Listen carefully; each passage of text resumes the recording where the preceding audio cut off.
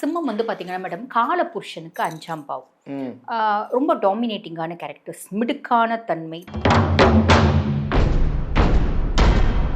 இப்போ சிம்ம ராசியை பொறுத்த வரைக்கும் they are mirror images madam. கண்ணாடி முன்னாடி நின்று கண்ணாடி இப்போ ஒரு சிம்ம ராசி பிள்ளை அப்படின்னு வச்சுக்கோங்களேன்.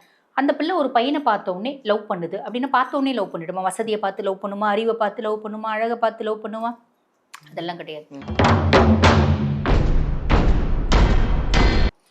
இப்போ இந்த சிம்ம ராசிக்கு பிரம்மன் எழுதிய விதியில் இதை செஞ்சால் எங்கள் பிரச்சனை தீரும், நாங்கள் நல்லா இருப்போமா அப்படின்றதுக்கு ஏதாவது ஒரு டிப்ஸ் கொடுங்க மேம்.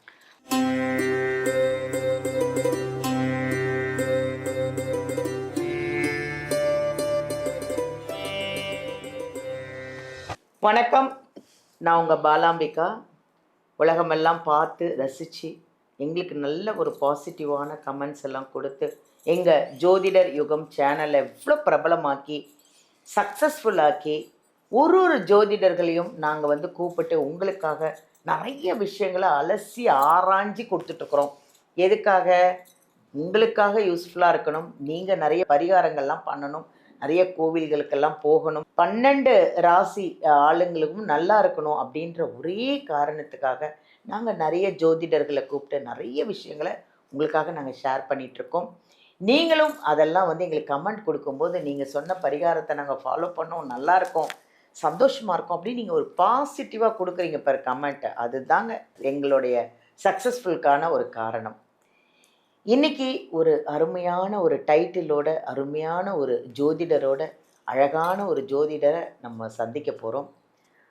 யார் அப்படின்னா, ஒரு அழகாக பிரகாசமாக ஒரு என்ன சொல்கிறது, அவங்களுக்கு நிறைய ஃபேன்ஸ் இருக்காங்க, ஒரு அழகான முகம், அழகான 12 ராசிக்கும் உங்களுக்கு ஒரு பாசிட்டிவான விஷயங்களை கொண்டு வந்துட்டுருக்காங்க. நம்ம டாக்டர் தீபா அருளாளன் அவர்களை தான் நம்ம சந்திக்க போகிறோம். இன்றைக்கி என்ன டைட்டில் அப்படின்னா, பிரம்மன் எழுதிய விதி. புதுசாக இருக்கு இல்லைங்க, எனக்கே அது புதுசாக தான் இருக்குது. பிரம்மன் எழுதிய விதி என்ன தான் இருக்கும் அந்த 12 ராசிக்கும் அப்படின்னு நம்ம டாக்டர் தீபா அருளாளனை கேட்டு தெரிஞ்சுக்கலாமா? வாங்க அவங்கள சந்திப்போம். வணக்கம் மேம். வணக்கம். நான் சொன்னேன்னா பிரகாசமாக அழகாக ஜிகி ஜிக்கின்னு இருக்கீங்க மேம். ஜிகி ஜிக்கின்னு இருக்கீங்க.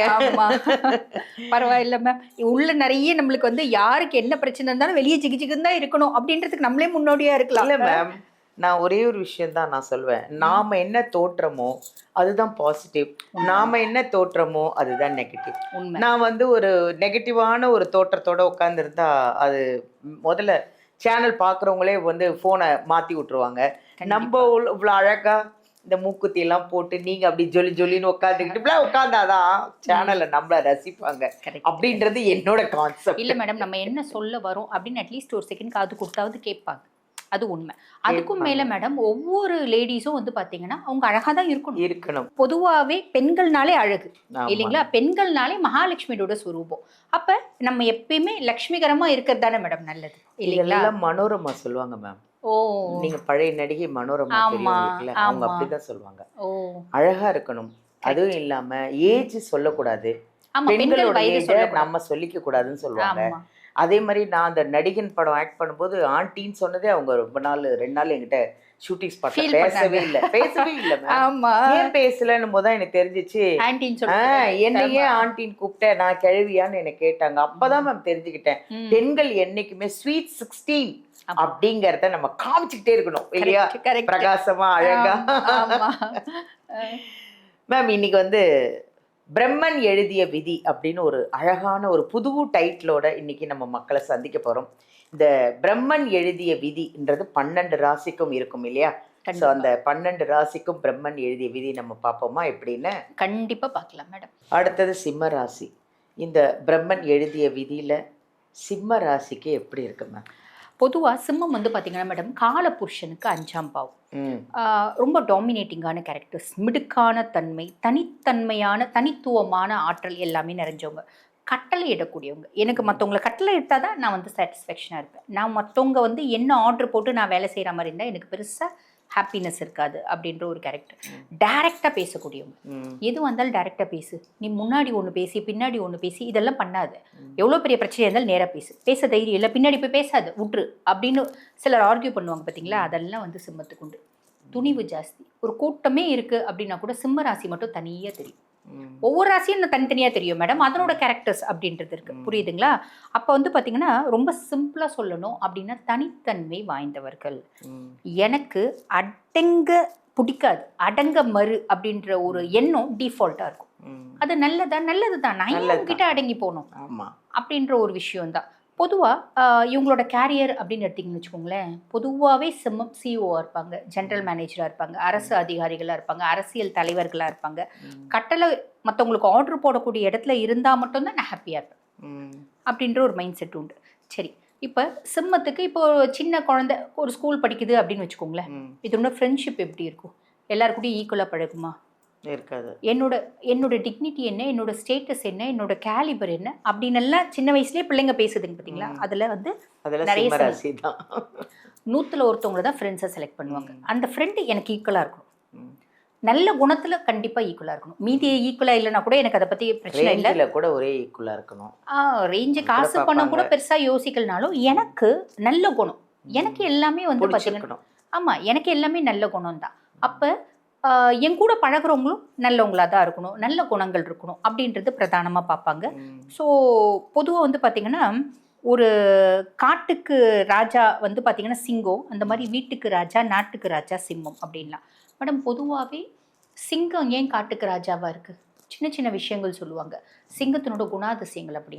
புலி என்ன பண்ணுமா, அதுக்கு பசியே இல்லைனா கூட ஒரு மிருகத்தை மானை எது பார்க்குதோ வேட்டையாடி இழுத்துன்னு போயிடுமா, இழுத்துன்னு போயிட்டு அதை நார வச்சு புழுக்க வச்சு தின்னுமா. ஆனால் சிங்கம் பசிக்குதுன்னா மட்டும்தான் திங்குமா. இப்போ சமீபத்தில் ஒரு சோஷியல் மீடியாவில் ஒரு இது கூட வந்து வைரல் ஆச்சு மேடம். என்ன அப்படின்னா, ஒரு மான் குட்டி ஒரு பள்ளத்தில் விழுந்துடுது, ஒரு தாய்மான் வந்து பார்த்தீங்கன்னா இந்த மேலே நின்றுன்னு கத்துது, ஆமா அந்த அபய குரல் அப்படின்றது கொடுக்குது. ஒரு சிங்கம் கிராஸ் ஆகுது, வந்து இறங்கி அந்த மான்குட்டியை இழுத்துன்னு வந்து மேலே விட்டு போகுது. பசிக்கல, அதுக்கு பசி காப்பாத்திட்டு போகுது. ஆமா, அதுக்கு பசி இருந்திருக்கலாம், பசி இல்லாம கூட இருந்திருக்கலாம், காப்பாத்திட்டு போகுது. மனிதாபிமானமும் மனுஷங்க கிட்ட தான் மேடம் மனிதாபிமானம் இல்ல, மீதி மிருகங்கள் கிட்ட எல்லாமே மனிதாபிமானம் இருக்கு. மனிதாபிமானமே இல்லாதவர்கள் தான் மனிதர்கள், அந்த மாதிரி இப்ப மாறி போச்சு. இப்ப அது மட்டும் இல்லை மேடம், அவங்களுக்கு சிங்கம் வந்து என்ன சொல்லுவாங்க அப்படின்னா, அது வேட்டையாடி சாப்பிடுது அப்படின்னா கூட மீதியை வந்து அந்த ஹைனாக்கு வச்சுட்டு போகுமா. பொது ஒரு வார்த்தை சொல்லுவாங்க, ஹைனானோட ஒரு வசிப்பிடத்துக்கு போனால் எதுவுமே இருக்காது, அழுகந்து நாத்தம் பிடிச்சது அதெல்லாம் தான் இருக்குமா.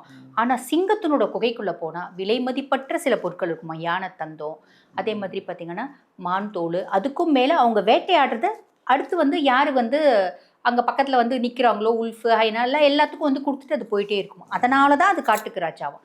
பேசிக்காகவே இந்த கேரக்டர்ஸ் இருக்குது. அதே மாதிரி இவங்களுக்கு வந்து பார்த்தீங்கன்னா பேசிக்காகவே நல்ல கேரக்டர்ஸ் உண்டு. யாரையும் ஏமாற்ற தெரியாது, யாரையும் கெடுக்க தெரியாது, யாருக்கும் துரோகம் பண்ண தெரியாது, யாரோட காசையும் ஆசைப்பட தெரியாது, யாரையும் ட்ராப் பண்ண தெரியாது, முதல்ல நடிக்க தெரியாது. நம்ம உனக்கு நடிக்க தெரியாதுன்னு சொன்ன வச்சுக்கோங்க, எனக்கு நடிக்க தெரியாதுன்னு இல்லை, எனக்கு நடிக்க பிடிக்காது அப்படின்னு சிம்மன் சொல்லும். அதை கூட நான் சொன்னதை நீ ஒத்துக்க மாட்டேன் அப்படின்ற ஒரு கெத்து அவங்க எப்பயுமே ஆல்வேஸ் மெயின்டைன் பண்ணுவாங்க அப்படின்னு சொல்லலாம். சரி, இப்போ சிம்மராசியை பொறுத்த வரைக்கும் they are mirror images madam. கண்ணாடி முன்னாடி நின்று கண்ணாடி அழுதா அழு, சிரிச்சா சிரிக்கும், கத்தனா கத்தும், முறைச்சா முறைக்கும். அதே மாதிரி தான் சிம்மமும். சிம்மத்து முன்னாடி நீ எப்படி உன்னை மேனிஃபெஸ்ட் பண்ணுற அதனோட ஒரு பிரதிபலன் தான் உனக்கு கிடைக்கும். அவங்கள நீ அடக்கி ஆளணும் அப்படின்னு நினச்சா முடியாது. சரி, இப்படிப்பட்ட சிம்மத்துக்கு காதல் வருமா? சாலிடாக வரும். இப்போ ஒரு சிம்மராசி பிள்ளை அப்படின்னு வச்சுக்கோங்களேன், அந்த பிள்ளை ஒரு பையனை பார்த்தோன்னே லவ் பண்ணுது அப்படின்னா பார்த்தோன்னே லவ் பண்ணிடுமா? வசதியை பார்த்து லவ் பண்ணுமா, அறிவை பார்த்து லவ் பண்ணுமா, அழகை பார்த்து லவ் பண்ணுமா? அதெல்லாம் கிடையாது. பையன் ஆளுமையாக இருக்கணும், பையன் ரொம்ப திறமைசாலியாக இருக்கணும், ஒரு கெத்தாக இருக்கணும், எல்லாத்துலேயும் வந்து தைரியசாலியாக ரொம்ப தைரியசாலியாக திறமைசாலியாக கெத்தா ஆளுமையாக இப்படி நிறைய விஷயம் போட்டுகிட்டே இருக்கலாம். நல்ல நாலேஜாக நல்ல ஸ்டஃப் இருக்கணும் பையன்கிட்ட. அந்த மாதிரி ஒரு பையனை விருப்பப்பட்டு போய் அந்த பையன்கிட்ட சொல்லுதுன்னு வச்சுக்கோங்களேன். அந்த பையன் இல்லைம்மா எனக்கு ஆல்ரெடி நான் ஒரு பிள்ளையை லவ் பண்ணுறேன், சாரிம்மா நம்ம 2 பேரும் ஃப்ரெண்டாக பழகலான்னா, வேண்டாம் லவ் பண்ணிட்டு போய் எனக்கு அதை பற்றி பிரச்சனை இல்லை அப்படின்னு சொல்லிட்டு முன்னாடி கெத்தாக பேசிட்டு வந்து வீட்டில் உட்காந்து ஓன்னு அழுவும் பார்த்தீங்களா, அதெல்லாம் சிம்மம். ஏன்னா மனசில் ஆழமாக பதிய வச்சுப்பாங்க. ஆனால் முன்னாடி என்னோட கெத்தை நான் யார் முன்னாடி விட்டு கொடுக்க மாட்டேன், எவ்வளோ கஷ்டம் இருந்தாலும் நான் மனசுக்குள்ளே போட்டு புதைச்சிப்பேன். ஆனால் முன்னாடி நான் தலை குனிய மாட்டேன், முன்னாடி நான் இறங்கி போக மாட்டேன் அப்படின்றது. அதுக்கப்புறம் அவனை விட சூப்பராக, அவனை விட படித்தா, அவனை விட வசதியாக, அவனை விட அழகான பையனை கல்யாணம் பண்ணின்னு அவன் முன்னாடி போகும். ஏன்னா வேணான்ட்டல்ல நீ வருத்தப்படணும் அப்படின்ற மாதிரி ஒரு எண்ணம் வந்து சிம்மத்துக்கு உண்டு அப்படின்னு சொல்லலாம். பொதுவாக இவங்க மகரம் மீனத்தை லவ் பண்ணாங்கன்னா பெருசாக ஒத்து வரதில்லை மேடம். ஆனால் அதையும் மீறி கல்யாணம் பண்ணிட்டு வாழ்றவங்க இருக்காங்க. இவங்களோட எண்ண அலைகளும் அவங்களோட எண்ண அலைகளும் ஒத்து வரதில்லை அப்படின்னு சொல்லலாம். ஆஃப்டர் மேரேஜ் எப்படி இருப்பாங்க, ரொம்ப வந்து ஒரு நல்ல உண்மையான அன்போட, உண்மையான பர்சன்ஸாக, உண்மையான பார்ட்னர்ஸாக இருப்பாங்க. என்ன சிம்மத்தை மட்டும் குறை சொல்லக்கூடாது, மட்டம் தட்டக்கூடாது. அவங்களோட லைஃப் பார்ட்னர் புகழ்ந்து பேசி தான் வாழணும். பெரிய லெவலில் புகழ்ந்து பேசினா நீ மட்டம் தட்டாத, மட்டம் தட்டின அப்படின்னா எனக்கு சுத்தமாக ஒத்து வராது, எனக்கு சுத்தமாக ஆகாது அப்படின்ற ஒரு மைண்ட் செட் மேடம். ஸோ சிம்மத்தினோட கேரக்டர்ஸ் வந்து பார்த்தீங்கன்னா அவ்வளோ சீக்கிரம் யாரையும் நம்ப மாட்டாங்க. நம்மனா முழுசும் நம்புவாங்க. யாராவது துரோகம் பண்ணிட்டா நான் வேணா மன்னிச்சிடுறேன், ஆனால் மறக்க மாட்டேன் அப்படின்றது எப்போ அவங்கள பார்த்தாலும் அது மைண்டில் அந்த ஃபயர் இருந்துகிட்டே இருக்கும் அப்படின்னு சொல்லலாம். பொதுவாக இவங்களோட மைனஸ் என்னென்னா யாரையுமே வந்து பார்த்திங்கன்னா அவ்வளோ டக்குன்னு நம்ப மாட்டாங்க. அட் த சேம் டைம் ஒரு தப்பு செஞ்சிட்டாங்கன்னா லைஃப் லாங் அவங்க செஞ்ச தப்பை மனசில் வச்சுட்டே இருப்பாங்க. அது மைனஸ் இல்லை, அது நியாயமான விஷயம் அப்படின்னு தான் சொல்லணும்.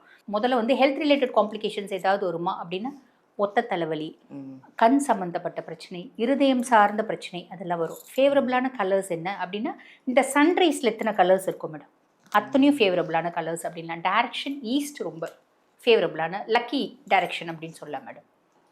இப்போ இந்த சிம்ம ராசிக்கு பிரம்மன் எழுதிய விதியில் இதை செஞ்சால் எங்கள் பிரச்சனை தீரும், நாங்கள் நல்லா இருப்போமா அப்படின்றதுக்கு ஏதாவது ஒரு டிப்ஸ் கொடுங்க மேம். கோதுமை தானம் பண்ணுறது மேடம். இல்லாதப்பட்டவங்களுக்கு ரொம்ப வந்து பார்த்திங்கன்னா சாப்பாட்டுக்கு வழி இல்லை அப்படின்றவங்களுக்கு இந்த கோதுமை மாவு இல்லை கோதுமை தானம் பண்ணுறது, இல்லை கோதுமையினால் செய்த இனிப்பு தானம் பண்ணுறது அப்படின்றதே உங்கள் வாழ்க்கையை மாற்றும் மேடம். ஓ, thank you ma'am, thank you. Thank you.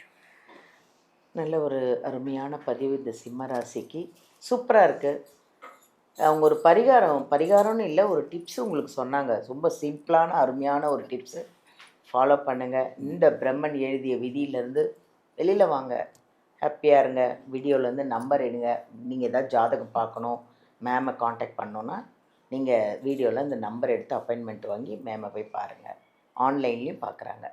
Thank you.